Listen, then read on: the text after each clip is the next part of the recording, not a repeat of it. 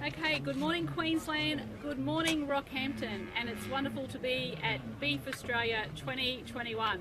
I've brought a number of ministers with me, the Treasurer's here, the Deputy Premier's here, the Minister for Agriculture, and of course local member Barry O'Rourke. But from the outset, can I thank Bryce and all of his team.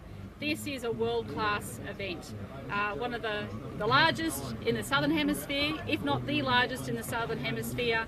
And it's great to see so many people out here supporting Beef Australia 21. Apparently 50,000 people have come through the gates at the moment. Record crowds, it's fantastic, beautiful weather here in Rockhampton, and of course our beef industry is so important to Queensland. I want to thank all of the producers, kept the supply chains open during COVID, absolutely incredible work. We knew that it had to be in essential services so they could move between the borders freely, but making sure they had COVID-safe plans in place. And this industry is just thriving. Record beef prices at the moment. In Queensland alone, $7 billion supporting an export, supporting more than 18,000 jobs. This is such an important industry to Queensland, and as Premier of this state, I am absolutely delighted to be here today to show my support for this industry and the people who work hard on the land, the people who have done so much during COVID, and it is just a testament to the hard work that they're able to produce a world-class event here. We have some investors here that have come here as well. I want to thank them. It's a very small number compared to what has been here in the past, but of course it's all being done virtually now, so I'm quite sure that people from around the world are sort of being a bit envious at the moment about what's happening here in Queensland. In other parts of the world too, the news is not so good, with many parts of the industry around the world having to shut down. And once again, it's the great work of Queenslanders that have kept our economy open, and our economy is of course bouncing back, and the Treasurer will have more to say about that. In relation to COVID, I can say 0 new cases today, which is fantastic. We only have 17 active cases in our hospital, once again very good news. 2,656 vaccines and 149,885 total vaccines across Queensland. So once again, that's steady. That's exactly what we want to see. But it's wonderful to be back here in Rockhampton, and Beef Australia, my government's proud to support with $1 million. But of course, there's going to be huge flow-on impacts for the economy as a result of this world-class event. And of course, Rockhampton, the beef capital of Australia. You don't want to be anywhere else today except right here in Rockhampton. So look, I'll hand over to Bryce, and then I think Barry wants to say a few words as the local member, and we've got the Treasurer and the Minister for Agriculture. Thanks, Bryce. Well, thank you, Premier. It's a delight on behalf of the Board of Beef Australia and the wider beef industry to welcome our Premier and most of her senior team. It's a real acknowledgement of this event and our industry to have the Premier, the Deputy Premier, the Treasurer and the Minister for Agriculture and many members of your team here, and we're so gracious for your support. Over $1 million, a doubling in support from 2018. We thank you and your government for your support and your confidence in this industry and this great event to be hosted here, a world-class event in Rockhampton, our beef capital for Queensland and the world. And we definitely also thank local member for Rockhampton and our good friend at Beef Australia, Barry O'Rourke. Thank you for joining us. Thanks, Barry. Brittany. Well, good morning. Isn't it absolutely wonderful to have so many people here visiting? And I have to thank the Premier and all my parliamentary colleagues for being here, showing how important the beef industry is to Queensland and for us here in Rockhampton. I'd also like to thank Bryce Cam for his work and his committee for the work that they've done in putting on this absolutely amazing event. We have had over 50,000 people come through the gates. You know, I honestly believe we're not just the beef capital of Queensland or Australia, we're actually the beef capital of the world. So, thank you. Thanks, Premier. Morning everyone, Brittany Lauger, State Member for Keppel.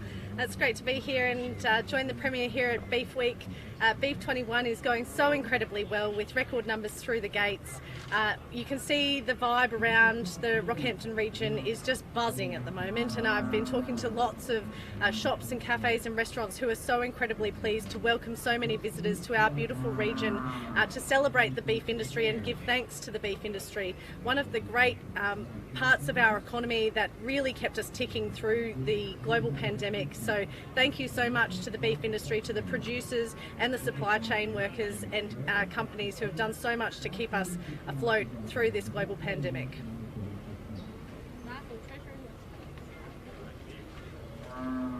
Well, good morning everyone. It's great to be in the beef capital of the world, as the member for Rockhampton identified. But I want to touch on a few of the points the Premier raised, and I want to congratulate her once again 3 years ago when we were here together, announcing a doubling of the funding towards Beef Australia 2021. So great support from the Palaszczuk government for this event. But also Bryce Cam, the President of Beef Australia 2021. He has done a sterling job, an outstanding job. When you mixed opera with beef last night, was a fantastic event. Everyone thoroughly enjoyed that, and you'll see Opera Queensland go around the state to 32 locations and deliver what they did last night, so well done. But I want to talk about beef. You know, Premier touched on what's happening around the world. You will not see an event like this around the world because we have managed COVID so well. This is the only capital of beef in the world that's showcasing the best beef in the world, and that's why we are the best in terms of export markets. Nearly $7 billion of beef is exported to over 66 countries. Now, beef employs or contributes to employment of 18,500 jobs throughout Queensland. So clearly demonstrates the value of it, and that's why we're engaging with our export partners, like last September with Japan, doing a virtual trade mission, Indonesia soon, and just last week I was engaging with the Consulate General of China as well to make sure those events happen. So that's the commitment the Palaszczuk government puts towards this industry. It is significant, it's genuine, and really positive. Thank you. Well, it's great to be back in Rocky with the Premier and my parliamentary and ministerial colleagues for Beef Australia 2021. A little while ago the Premier was out in the main ring here handing out ribbons for the Grand Champion. But one of the Grand Champions of the Queensland economy during COVID-19 was the Queensland beef industry. When our state, our nation and the world was under pressure from the worst pandemic in a century, it was industries like the beef industry that stood up. They continued to produce, they continued to provide cattle to market so we could continue the production of beef and beef products through our abattoirs and our beef processors here in Queensland. And that's made an incredible difference to the Queensland economy. As the Premier said, an industry that's worth almost $7 billion a year to our state, employing tens of thousands of people directly and indirectly across Queensland. So to Bryce and his team, I want to pass on my thanks for showcasing this incredibly valuable industry to Queensland. About $30 million worth of stud cattle are here on display at Beef Australia. And that's an amazing achievement to bring those producers together. So it's a great showcase not only of economic value, not only of the productive capacity of our state, but also it's a great showcase of community.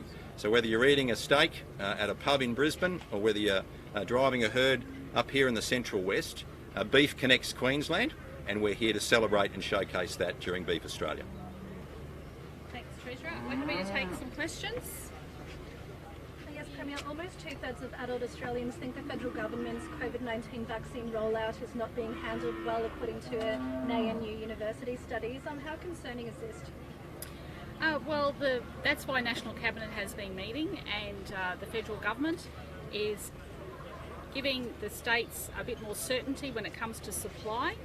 And I think what you'll see, especially in that last quarter when we get large volumes of Pfizer coming into Australia, I think that confidence will be there, and I think more and more Australians will go and get the vaccine. I think we only have to look at what's happening around the world. It's absolutely tragic at the moment. I know next week I'll be meeting with the heads of the Federation of Indian Communities. I want them to come in. I want to show our support, Queensland's support, for what's happening over in India.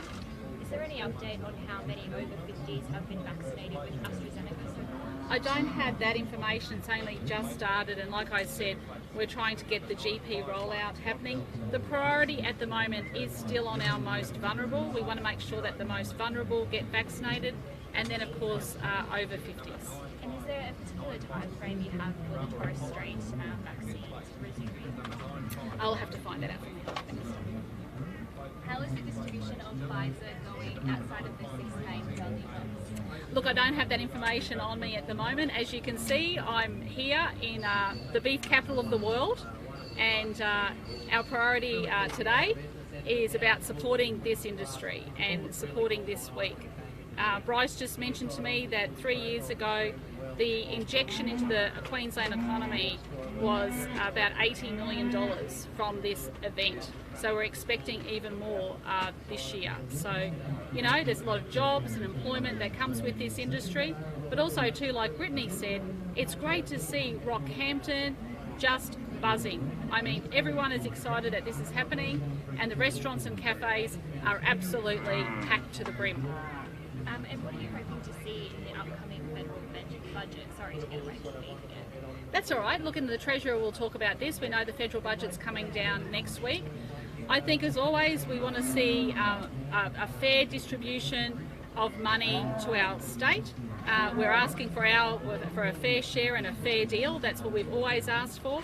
I know that Minister Bailey's out meeting with the mayors in Western Queensland about making sure that we can inject more money into our beef roads to make sure that it's easier for our product to get to market. So I'm quite sure that we'll have that on the agenda. There's always more money needed in health, and something that I've been quite passionate about and I've raised at the National Cabinet is about more funding for childcare. I think that's really important. The Prime Minister's talked about making an emphasis on a women's budget. You know, one of the great barriers for women fully participating is the high cost of childcare. And if somehow that the federal government could see in their heart to really assist women, I would be very, very pleased with that. But the Treasurer might have something more to say about that. Yeah, on the 11th of May, it's an important test for the Morrison government to come up with those funds that demonstrate they value Queensland and that show that we can get our fair share in this state. You see what's on display here, the biggest beef industry in Australia and one of the biggest beef industries in the world. But that industry can only work when we get our fair share for roads, as the Premier said, for the healthcare system, for education, for childcare and other important services for the community. Importantly for communities in regional Queensland as well. And the Premier's spot on about the health system. We've got 600 aged care residents who shouldn't be in public hospitals. They should be in aged care facilities. So seeing that there's movement on that front, we've got a general practice system in our country that is faltering at the moment. There are some parts of Queensland where you can't get in to see a GP because the books are closed, where you can't get a bulk billing appointment with a GP. And of course private health insurance, which is faltering as well. Now, the federal government needs to take some action on that. We've been proud to restore the front line under the leadership of our Premier and our public healthcare system in Queensland and strengthen that over 5 years. A $21 billion budget now for the healthcare system in our state. So we're looking at those major movements from the federal government in this budget, but particularly for infrastructure, making sure we get our fair share for a growing state. We saw in the December 2020 ABS quarterly data for Queensland, and we had the highest population growth in the country. We had net interstate migration of almost 10,000 people. And so we deserve our fair share. We'll continue to fund that as a state, but we need the federal government to do the right thing by Queensland as well. All right, thanks very much everyone. It's great to be here, and can I also just thank all of our Facebook Live followers as well. I know they pay attention to nearly every press conference, and I just want to do a personal shout out and thank you for following us here to Rockhampton. Thank you.